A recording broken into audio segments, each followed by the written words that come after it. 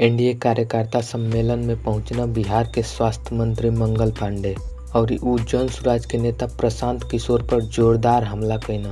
कहना कि प्रशांत किशोर जौन कुछ कहत बाना उ सब बयानबाजी मामला ह। जनसुराज खाली भ्रम फैलावे के कोशिश करत बा।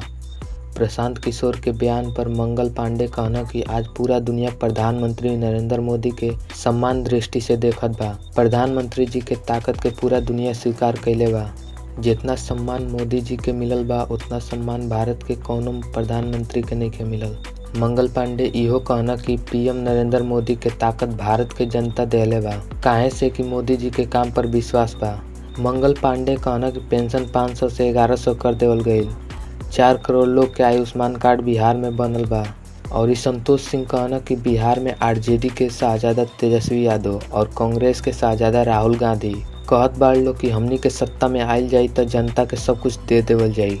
तेजस्वी यादव के मंच से प्रधानमंत्री के मां के गाली देवल गईल। का ऐसन लोग के वोट देवे के चाही? ई नेता देश तुरत बाड़सन। रउरा लोग समझदार बानी, आपन आपन मत कमेंट में लिखी। धन्यवाद।